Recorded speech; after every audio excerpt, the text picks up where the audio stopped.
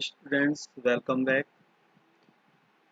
Today we will study about chapter first, second part video. In previous video, we have learned about the steps for growing crops,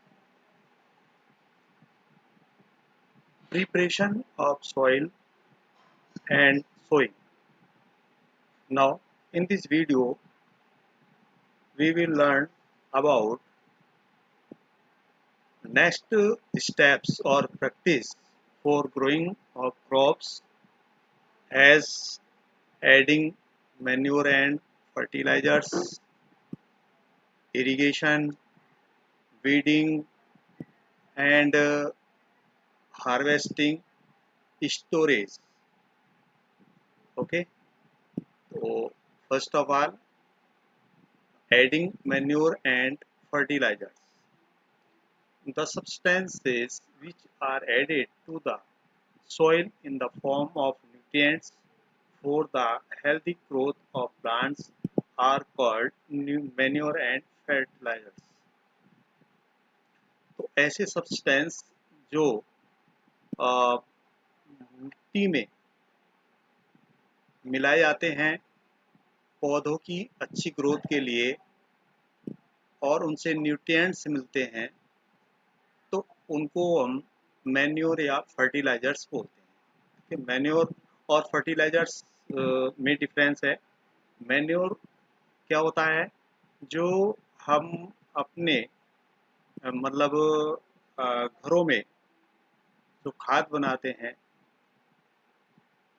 तो man made जो natural खाद है उसको हम manure बोलते हैं। लेकिन जो फैक्ट्रियों में फर्टिलाइजर ये खाद तैयार किया जाता है उसको हम फर्टिलाइजर्स बोलते हैं। ठीक है, ये केमिकल सब्सटेंस होते हैं और ये मैन्योर जो है ऑर्गेनिक सब्सटेंस होते हैं। ठीक है, तो I saw a healthy crop growing in a farm in the neighbouring farm the plants were weak why do some plants grow better than others. तो पूछो के मन में बात आती है कि मैंने एक फॉर्म में जो है हेल्दी क्रॉप मतलब स्वस्थ फसल को देखा और पास के दूसरे फील्ड में दूसरे खेत में जो है वीक प्लांट्स को उगते हुए देखा। तो ऐसा क्यों होता है?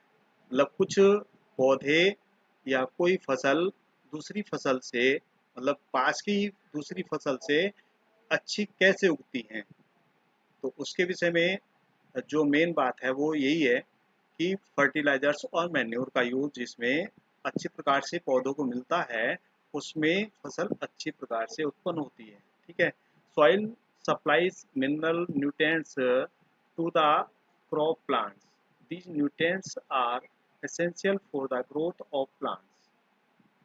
In certain areas, farmers grow crop after crop in the same field. The field is never left uncultivated or fallow. Imagine what happens to the nutrients.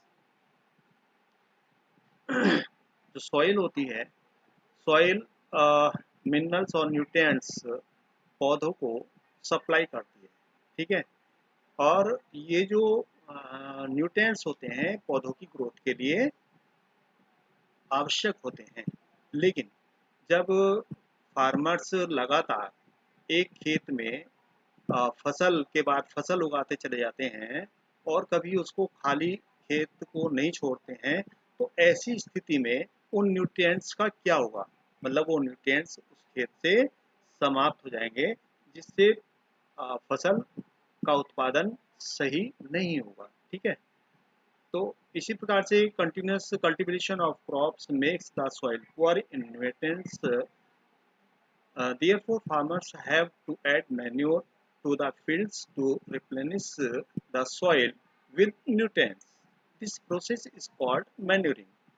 ठीक है, अब जैसे हमने भी बताया था कि लगातार हम यदि खेत में फसल उगाते चले जाते हैं तो उससे जो मिट्टी है उसमें न्यूट्रिएंट्स की कमी हो जाती है। तो उस कमी को पूर्ति करने के लिए जो न्यूट्रिएंट्स मिट्टी में कम हो गए हैं उसकी पूर्ति के लिए फार्मर्स जो है खेत में मैन्योर डालते हैं, ठीक है, जिससे न्यूट्रिएंट्स पर्याप्त मात्रा में मिलने शुरू हो जाते हैं। तो दिस प्रोसेस इज कॉल्ड, जो खेत में मैन्योर मिलाया जाता है मिट्टी में तो उसको हम मैन्योरिंग बोलते हैं, ठीक है। इम्प्रॉपर और sufficient manuring results in weak plants, जब खेत में मिट्टी में जो मैन्योर सही मात्रा में नहीं होते हैं तो उससे वीक प्लांट्स उत्पन्न होते हैं, पैदा होते हैं, ठीक है। तो इस प्रकार से हमें एक ये एक्टिविटी है उसके माध्यम से सीखना है। जैसे ये 3 पॉट्स हैं, तो मूंग के कोई हमने सीडलिंग तैयार की और उसमें से जो अच्छी पौध थी उनको हमने चुन लिया और चुन करके इस प्रकार से हमने 3 ये पॉट्स लेते हैं, इस पर मार्क करते हैं ए बी सी। और जो सबसे पहला ये ए पॉट है इसमें हमने सीडलिंग लगाए मिट्टी में, और इसमें इस मिट्टी में थोड़ा मैन्योर मिला हुआ है, ठीक है, कंपोस्ट खाद जिसको बोलते हैं। और बी में ये बी पॉट है, इस बी पॉट में फर्टिलाइजर्स मिला हुआ है मिट्टी के अंदर, ठीक है। और तीसरे में ये मिट्टी है और मिट्टी में केवल पौधे को लगा दिया गया है, मूंग के पौधे को, मतलब इस तीनों ये पॉट्स हैं और लगातार इनमें हम पानी देते रहते हैं। तो कुछ समय के पश्चात 6 और 7 डेज और 10 डेज के बाद अगर हम देखते हैं तो जो ये ए पॉट है और बी पॉट है, सी पॉट है, तो इनमें अलग अलग प्रकार से पौधों की वृद्धि हुई है, ठीक है। अब सबसे अच्छी जो वृद्धि है वो बी पॉट में है, ठीक है, इसमें फर्टिलाइजर्स मिले हुए थे। और ए में उससे कम, और सी में जो पौधों की ग्रोथ है वो बहुत कम है, ठीक है। अब इसका मतलब ये हुआ कि जो फर्टिलाइजर्स हैं उनसे न्यूट्रिएंट्स पर्याप्त मात्रा में मिलते हैं और मैन्योर से भी मिलते हैं, लेकिन जो फर्टिलाइजर्स होते हैं उसमें ये अंतर है कि जो फर्टिलाइजर्स होते हैं और मैन्योर होते हैं, तो ये जो फर्टिलाइजर्स हैं ये फैक्ट्रियों में तैयार किए जाते हैं, और fertilizers are chemicals which are rich in particular nutrients. How are they different from manure? So fertilizers are produced in factories. Some are produced in इसके जो एग्जाम्पल्स हैं, जो मैन्योर मतलब फर्टिलाइजर्स फैक्ट्रियों में तैयार होते हैं उनके एग्जाम्पल्स हैं, जैसे यूरिया है, अमोनियम सल्फेट है, सुपर फॉस्फेट है, पोटास है, एनपीके। एनपीके की जो फुल फॉर्म है नाइट्रोजन, फास्फोरस, पोटेशियम। तो ये जो न्यूट्रिएंट्स हैं ये पौधे की वृद्धि के लिए बहुत आवश्यक होते हैं, और ये जो फर्टिलाइजर्स होते हैं उनमें पर्याप्त मात्रा में मिलते हैं। इस कारण से जो पौधों की वृद्धि है वो बहुत अच्छी होती है। लेकिन जो फर्टिलाइजर्स हैं उनका यूज़ अगर हम अधिक मात्रा में करते हैं तो उससे हमारी जो मिट्टी है वो कम उपजाऊ होती चली जाती है। इसलिए हमें ये ध्यान रखना चाहिए कि जो फर्टिलाइजर्स हैं उनका अधिक यूज़ ना किया जाए, ठीक है। Fertilisers have also become a source of water pollution, और ये जो फर्टिलाइजर्स होते हैं इनसे सॉइल पोल्यूशन होता है। Therefore, in order to maintain the fertility of the soil, we have to substitute fertilizers with organic manure or leave the field uncultivated in between two crops.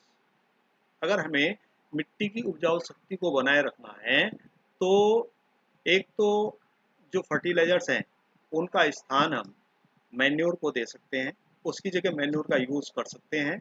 और field को जो है दो जो क्रॉप्स होती हैं उनके बीच में कुछ गैप देना चाहिए, उसके बीच में मिट्टी को खेत को खाली छोड़ना चाहिए। ठीक है, इससे भी जो मिट्टी की उपजाऊ शक्ति है, उर्वरा शक्ति है, वो बनी रहती है। The use of manure improve soil texture as well as its water retaining capacity.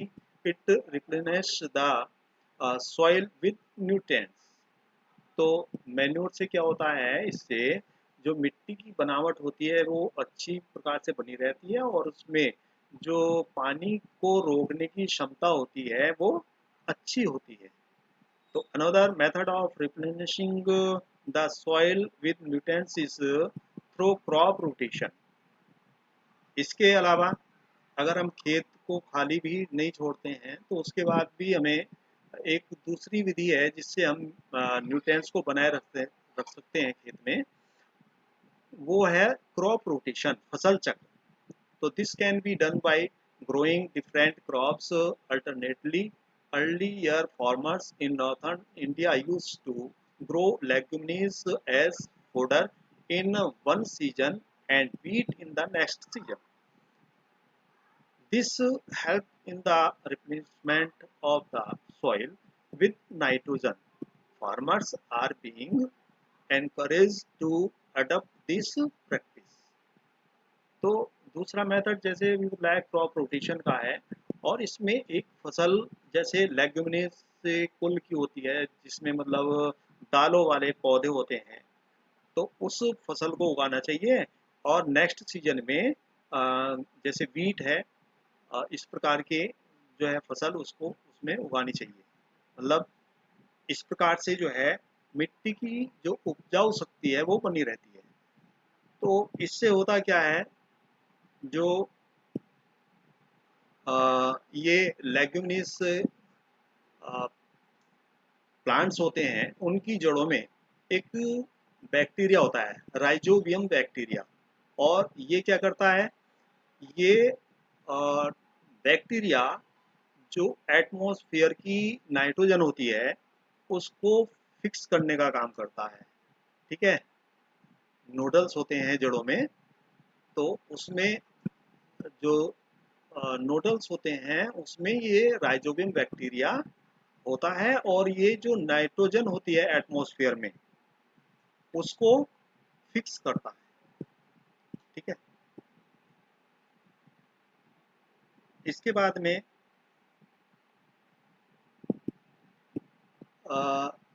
Manure के द्वारा और क्या क्या इसकी उपयोगिता है, इससे अभी जैसे मैंने बताया था, it enhances the water holding capacity of the soil, it makes the soil porous due to which exchange of gases becomes easy in, it increases the number of friendly microbes, it improves the texture of the soil। अभी हमने ये पढ़ भी लिया है कि जो manure है उसके मिलाने से मिट्टी में अ, पानी को रोकने की क्षमता, कैपेसिटी जो है मिट्टी की बढ़ जाती है और इसमें जो पोरस हो जाते हैं उसके द्वारा, पोरस माने छिद्र, तो उसके द्वारा गैसों का एक्सचेंज सही से हो जाता है।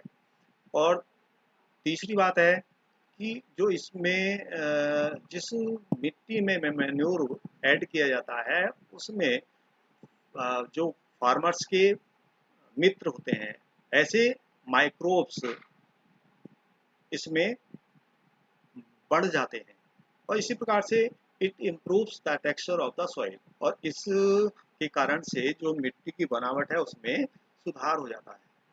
ठीक है, अब इसके बाद में नेक्स्ट स्टेप आता है इरिगेशन।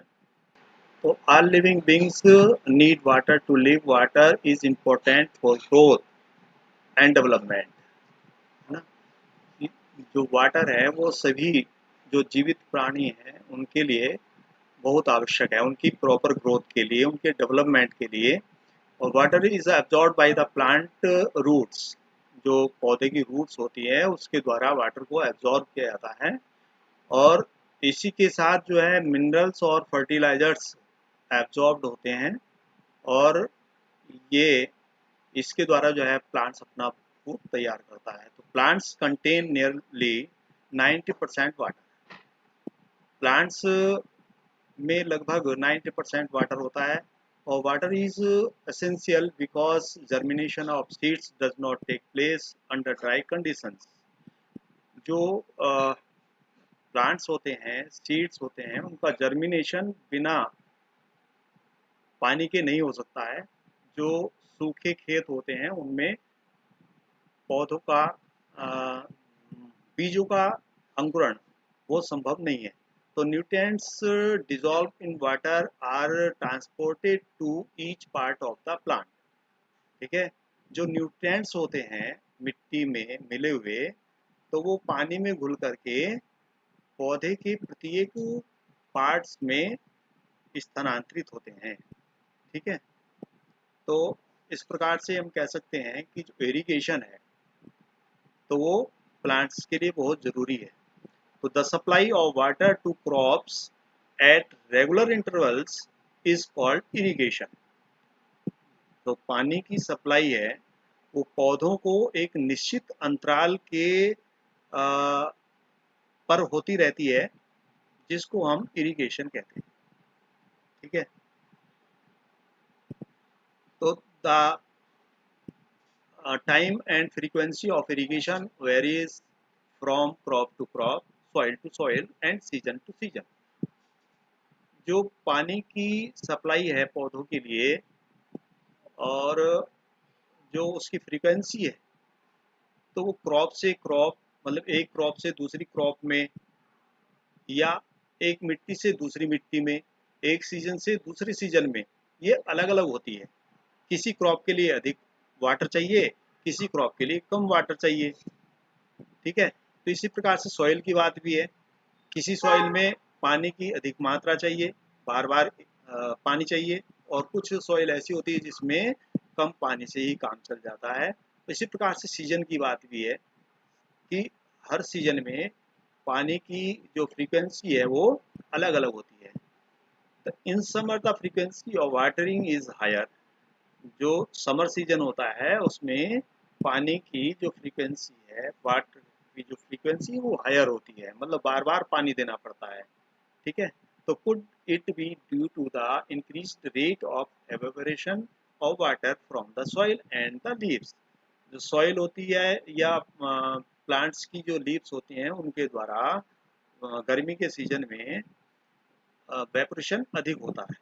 तो इस कारण से पानी की अधिक मात्रा बार बार पौधों को चाहिए। अब सोर्सेज ऑफ इरिगेशन, पानी जो सिंचाई है, सिंचाई के क्या क्या साधन हो सकते हैं। तो the sources of water for irrigation are wells, tubewells, ponds, lakes, rivers, dams and canals. ठीक है, जो सिंचाई के साधन हैं वो कुएं हैं, और बिजली के जो ट्यूबवेल्स होते हैं, पॉन्ड्स होते हैं, लेक्स होती हैं, झील्स, और रिवर्स नदियाँ, डैम्स एंड कैनाल्स। जो डैम्स होते हैं या जो कैनाल्स होती हैं, मतलब नहरें, तो उनसे पानी की पौधों को जो है सिंचाई की जाती है। इरिगेशन के जो ट्रेडिशनल मेथड हैं वो इस प्रकार से हैं। जैसे ट्रेडिशनल का मतलब होता है पारंपरिक, जो पहले से चले आ रहे हैं। तो उसमें जैसे the water available in wells, lakes and canals is lifted up by different methods in different regions for taking it to the fields. Cattle or human labor is used in these methods, so these methods are cheaper but less efficient. The various traditional ways are, जैसे ये मोट है और chain pump है। ठीक है, और उसके बाद में चेन पंप, ढेकुली, रेहेड, ये सब पारंपरिक मेथड हैं। ढेकुली एंड रेहेड लीवर सिस्टम, ठीक है। तो ये जो हैं जो पहले यूज होते थे, अब ये इतने सफिशिएंट नहीं है, क्योंकि इनसे सिंचाई करने में लेबर अधिक लगती है और इसमें पशुओं का भी यूज किया जाता है और पूरी तरह से सिंचाई नहीं हो पाती है जितनी हमें आवश्यकता होती है। तो अब pumps are commonly used for lifting water, diesel, biogas, electricity and solar energy used to run these pumps. अब जैसे पंप्स हैं, कॉमनली ये जो है पानी को मिट्टी से निकालने में, नदी से निकालने में यूज होते हैं। तो इनके लिए जो है डीजल, बायोगैस, इलेक्ट्रिसिटी और सोलर एनर्जी की आवश्यकता पड़ती है। These are modern methods of irrigation. Modern methods of irrigation helps us to use water commonly. The main methods used are follows. जो आधुनिक सिंचाई के साधन हैं उनमें सबसे पहले है स्प्रिंकलर सिस्टम। स्प्रिंकलर सिस्टम ऐसी जगह पर यूज होता है जहाँ की जमीन ऊबड़ खाबड़ होती है, प्लेन नहीं होती है। तो उसमें जैसे ये वेल है और यहाँ पर ये मोटर रखी हुई है। इस मोटर से ये जो पंप ये आ रहा है और इसमें से, इस पाइप में से ये दूसरे पाइप ये नीचे मिट्टी में है और इसी से दूसरे ये पाइप इस प्रकार से परपेंडिकुलर ये लगे हुए हैं, ठीक है, ये इस प्रकार से। और प्रत्येक इस पाइप में ये नोजल्स लगे हुए हैं। जब यहाँ से पानी आता है मोटर से तो ये इन पाइप में होकर के जाता है और ये नोजल्स जो हैं इसको एक फव्वारा सा बना देते हैं, ठीक है। और ये पानी दूर तक, जहाँ तक ये इसका फव्वारा जाता है वहाँ तक ये पानी इसमें फसल में अच्छे प्रकार से वहाँ पर सिंचाई कर देता है। इससे क्या होता है, एक तो जो खेत प्लेन नहीं है तो पानी वहाँ पर आसानी से पहुँच जाता है और पानी बर्बाद नहीं होता है। इसी प्रकार से दूसरा सिस्टम है ड्रिप सिस्टम। इस ड्रिप सिस्टम में भी एक ये वेल है जैसे, और यहीं पर ये पंपिंग है। लेकिन ये ऐसी जगह पर यूज होता है जहाँ पर जमीन हमारी प्लेन होती है, ठीक है। तो इसमें जैसे ये दिखाया गया है, ये प्लांट्स की जो रूट्स होती हैं उनके पास में आ, ये नाली सी बना देते हैं। ये इस प्रकार से ये पाइप है और पाइप यहाँ पर आया हुआ है और यहाँ से ये नाली बनी हुई है, ठीक है। ये दूसरा पाइप पड़ा हुआ है और इसके जो ये प्लांट्स हैं, इन प्लांट्स की जड़ों में पानी जाता है और दूसरी जमीन में ये पानी नहीं जाता है, तो पौधों को पर्याप्त मात्रा में पानी मिल जाता है, ठीक है। इस प्रकार से जो ये आज के मॉडर्न मेथड हैं इरिगेशन के, ये अधिक कारगर हैं, ठीक है। इसके बाद में प्रोटेक्शन फ्रॉम वीड्स। वीड्स क्या होते हैं, जब हम कोई फसल उगाते हैं तो फसल के साथ में कुछ ऐसे प्लांट्स उगाते हैं जिनको हम उगाना नहीं चाहते हैं। तो वो घास हो सकती है, खरपतवार जिसको बोलते हैं। तो ऐसे प्लांट्स को वीड्स बोलते हैं, खरपतवार मतलब, ठीक है। जो हमारी फसल है, फसल के साथ जिनकी हमको इच्छा नहीं है, जिनकी हमको आवश्यकता नहीं है, ऐसे प्लांट्स उगाते हैं तो इनको हम वीड्स बोलते हैं, ठीक है। और खेतों से जो हमारे फसल है और फसल में से यदि हम इन वीड्स को निकालते हैं तो वीड्स को निकालने की प्रक्रिया जो है वीडिंग कहलाती है, ठीक है। और weeding is necessary since weeds complete with the crop plants for water, nutrients, space and light. क्योंकि अगर हम वीडिंग क्यों नेसेसरी है, क्यों आवश्यक है, क्योंकि इससे जो है हमारे जो क्रॉप प्लांट्स हैं उनको पर्याप्त मात्रा में पानी, सनलाइट और न्यूट्रिएंट्स और स्पेस नहीं मिल पाता है, इसलिए इनका क्रॉप से निकालना आवश्यक होता है। दस they affect the growth of the crop. ठीक है, जब ये सारी चीजें नहीं मिलेंगी तो इससे जो क्रॉप है उसके वो प्रभावित होगी। तो some weeds interfere even in harvesting and, ठीक है, तो कुछ वीड्स ऐसी होती हैं जो फसल को काटने में परेशान करती हैं, उससे फसल काटने में काफ़ी परेशानी होती है। और कुछ इतनी पॉइजनस होती है कि वो जब हम उसको अ, फसल के साथ काट लेते हैं और वो पौधे उस एनिमल्स खा लेते हैं तो वो पॉइजनस भी होते हैं कभी कभी, तो इससे हानि हो सकती है। तो farmers adopt many ways to remove, इनको निकालने के लिए फार्मर्स खुरपी का यूज करते हैं, ठीक है, और अ, पानी भर करके उसको उखाड़ने का भी काम करते हैं खेत से। खेत में पानी भर लिया और उसकी जो जड़ें हैं वो मुलायम हो जाती है मिट्टी, और उसको उखाड़ देते हैं। तो इस प्रकार से वीड्स को बाहर निकाल देते हैं। और वीड्स का क्रॉप से निकालना जो है वीडिंग कहलाता है। तो weeds are also controlled by using certain chemicals। जो weeds हैं उनको कुछ केमिकल्स होते हैं उनके द्वारा भी weeds को नष्ट किया जा सकता है, तो जिनको हम वीडीसाइड्स कहते हैं, जैसे 2,4-D ये वीडीसाइड्स है। तो these are sprayed in the fields to kill the weeds।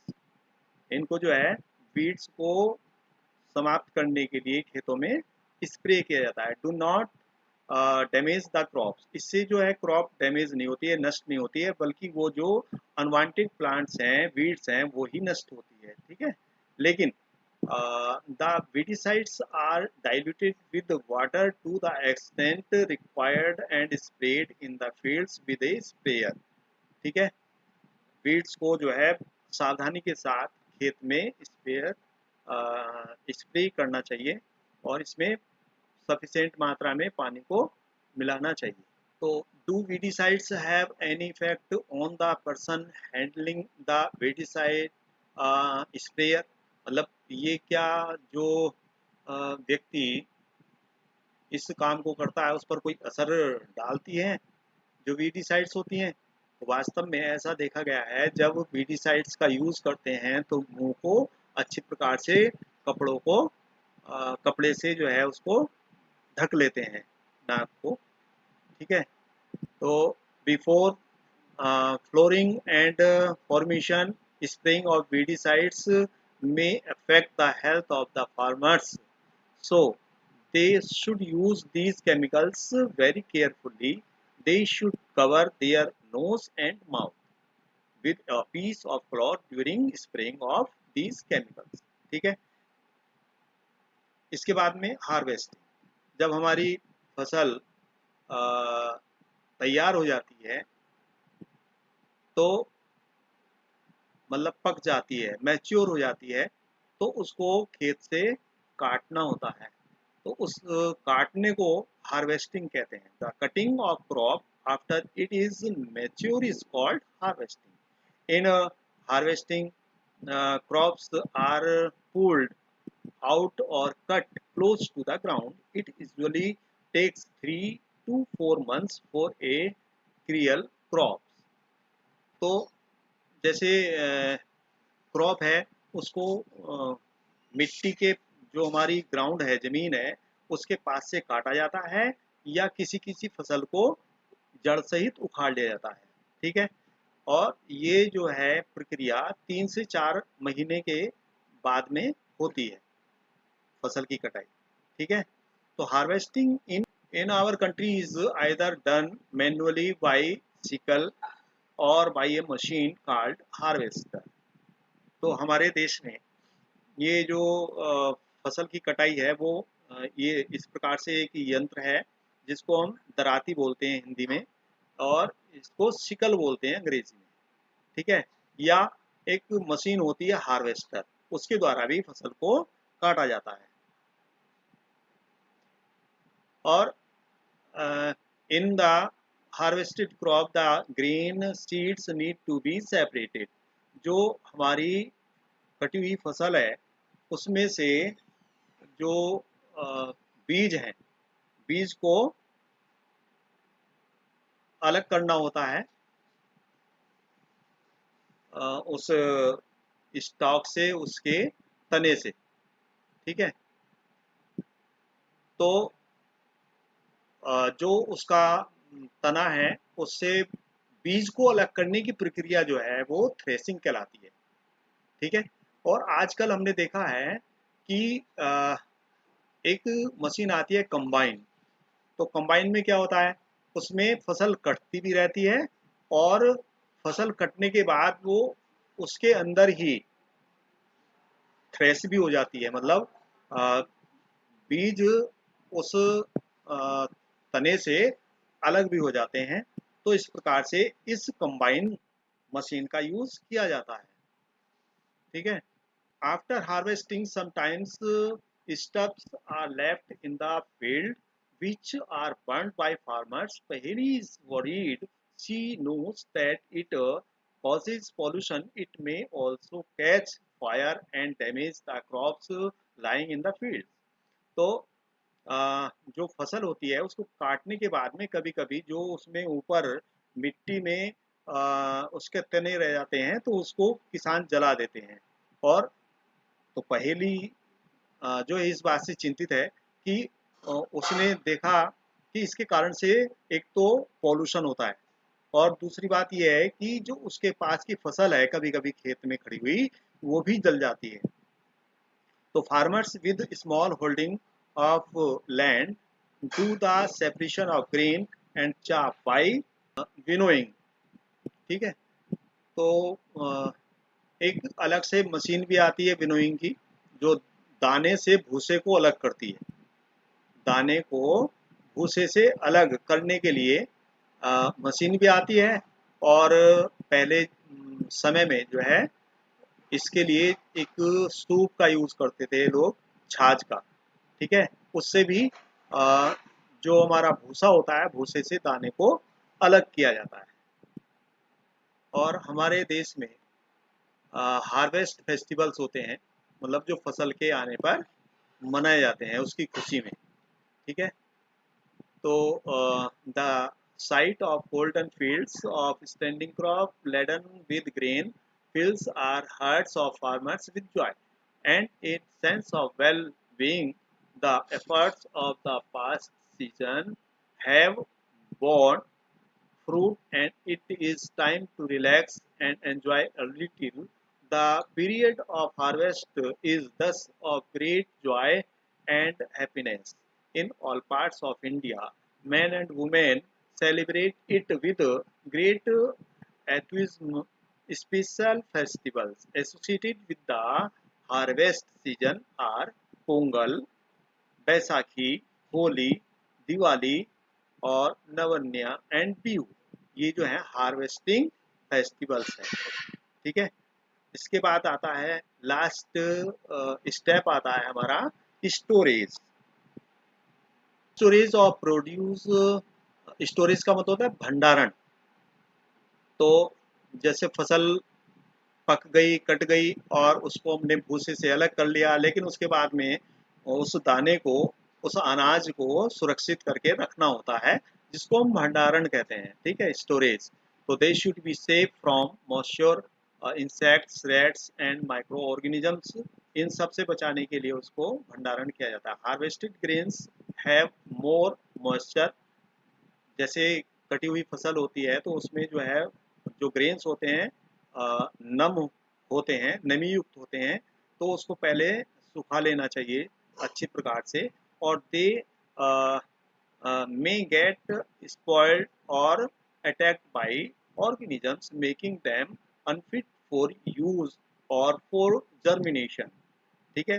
जिससे उसमें फफूंदी ना लगे और किसी प्रकार के ऑर्गेनिजम्स उसको अटैक ना कर सकें, इसलिए उसको क्या किया जाता है, सुखा लिया जाता है। ठीक है। Hence, before storing them, the grains are properly dried in the sun to reduce the moisture in them. This prevents the attack by insect, pests, bacteria and fungi. इससे क्या होता है, सुखाने से बहुत सारे जो बैक्टीरिया होते हैं या फंगी होते हैं उनसे बचाया जा सकता है।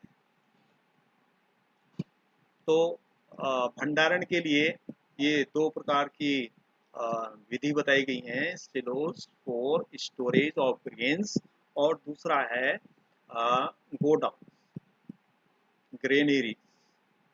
तो सिलोस क्या होते हैं, ये इस प्रकार से बड़े बड़े ड्रम होते हैं, इसमें फसल जो अ, दाने होते हैं, ग्रेन्स होते हैं, अनाज होते हैं, उनको सुखा करके और पेस्टिसाइड्स के साथ में मिला करके उसमें भंडारण किया जाता है। ठीक है। दूसरा होता है ग्रेनरीज।